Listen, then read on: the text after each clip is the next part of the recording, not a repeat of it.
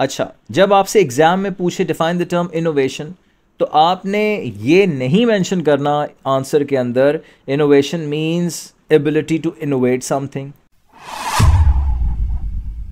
Hello class, Assalamu alaikum. This is Kamran Abdul Salam. Now we are doing qualities of successful entrepreneurs and intrapreneurs.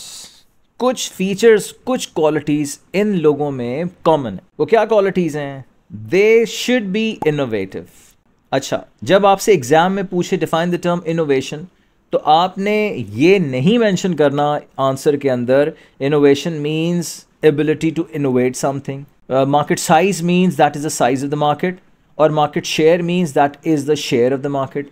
तो ये definitions क्या होती हैं? ये circular definitions होती हैं और आप इन चीज़ों का जवाब इस तरह नहीं दे सकते। द फर्स्ट प्रिंसिपल, तो आप इनोवेटिव को कैसे बताएंगे? इनोवेटिव क्या होता है? इनोवेटिव होता है कि थिंकिंग आउटसाइड द बॉक्स। एक आपके अंदर ये एबिलिटी होनी चाहिए कि आप seeing possibility which are beyond the normal dynamics. ठीक, अच्छा, एबिलिटी टू एस्टैब्लिश अ निश मार्केट। इसका क्या मतलब है सर? निश मार्केट हमने नहीं पढ़ा, तो मैं आपको बता दूं। देखो बच्चा, नीश मार्केट क्या होती है कि कोई बड़े से सेगमेंट का, बड़े से मार्केट का कोई छोटा सा पार्ट, राइट। मसलन फॉर इंस्टेंस, आपने शू इंडस्ट्री के अंदर शू मैन्युफैक्चरर्स तो बहुत हैं, आपने कोई गोल्फ खेलने वाले शूज़ मैन्युफैक्चर करना शुरू कर दिए। आपने शूज़ फॉर नर्सेस की निश मार्केट एक्सप्लोर कर ली। आपने shoes for plus size women, यानी कि बहुत ही बड़े बड़े शूज़, राइट, कोई किसी का साइज 13 या 14 है, आपने वो चीज़ बनाना शुरू कर दी, राइट। और शूज़ फॉर ट्रांसजेंडर पीपल भी इसी के अंदर आएगा।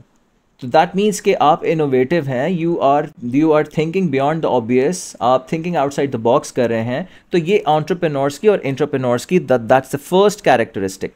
अच्छा, दूसरी कैरेक्टरिस्टिक क्या है? कि कमिटमेंट और सेल्फ मोटिवेशन होनी चाहिए। इसका क्या मतलब है? मतलब ये कि आप विलिंगनेस हो, आपके अंदर ये विलिंगनेस हो कि आप हार्ड वर्क करने की, परसिवरेंस के साथ काम करने की आपके अंदर एबिलिटी हो, आपके अंदर एंड्योरेंस हो, और फोकस्ड माइंड के साथ, अब कंप्लीट डेडिकेशन के साथ अगर आप काम कर सकते हैं। Specially these are the features which are required at an early stage. जब आप बिजनेस स्टार्ट करते हैं तो जाहिर सी बात है इस चीज़ की ज़रूरत पड़ती है कि आपको 9 to 5 वाला माइंडसेट बिल्कुल नहीं होता।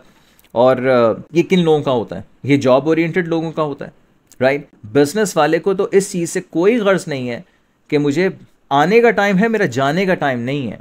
ठीक, अच्छा, मल्टी स्किल का क्या मतलब है? कि आप डिफरेंट फंक्शनल रिस्पॉन्सिबिलिटीज़ को अंडरटेक कर सकें। डिफरेंट फंक्शनल रिस्पॉन्सिबिलिटीज़ का क्या मतलब है? कि आपने मेरे साथ पढ़ा था कि आप HR की रिस्पॉन्सिबिलिटी, मार्केटिंग की रिस्पॉन्सिबिलिटी, ऑपरेशंस की रिस्पॉन्सिबिलिटी, आपको थोड़ा बहुत फाइनेंस का भी आइडिया होना चाहिए। तो you should be jack of all trades. ठीक, तो ये हमें बुक बता रही है कि ये क्वालिटीज़ हैं सक्सेसफुल एंटरप्रेन्योर्स और एंटरप्रेन्योर्स की। और बच्चों, बहुत ही ज़बरदस्त टॉपिक कि लीडरशिप। क्या होती है लीडरशिप? आपको फार साइटेड होना पड़ता है, आपको विजनरी होना पड़ता है, आपको प्रोएक्टिव होना पड़ता है, सिचुएशन को पहले से प्रीएम्प्ट करके रखते हैं आप, तो आप अच्छे लीडर होंगे, राइट। आपके साथ ऐसा नहीं है कि टक टक टक टक चैलेंजेस अब आ गए, इकनॉमी चेंज हो गई और कोविड आ गया और दूसरे चैलेंजेस आ गए, तो फिर आप बैठ के सोच रहे हैं अब मैं क्या करूं, राइट।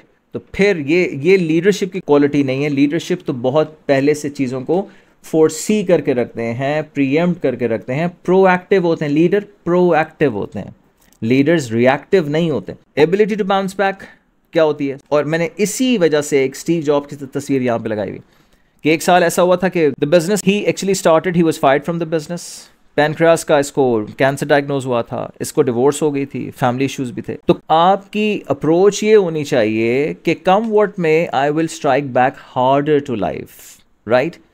तो ये सेल्फ बिलीव होना चाहिए।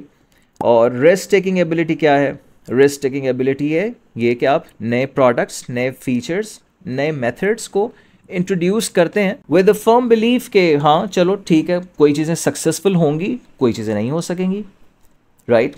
पेप्सी मैक्स नहीं चल सकी, कैल्शियम की जो टैबलेट है, एबर्ट का प्रोडक्ट है, उसके बहुत सारे वेरिएंट्स नहीं चल सके। स्टिंग के बहुत सारे वेरिएंट्स नहीं चल सके। पर्ट प्लस का शैम्पू भी नहीं चल सका। किसका प्रोडक्ट है? यूनिलीवर का प्रोडक्ट है, ठीक। तो रिस्क टेकिंग एबिलिटी आपके अंदर होनी चाहिए, because higher the risk higher the reward. I hope this topic is clear to you, all of you.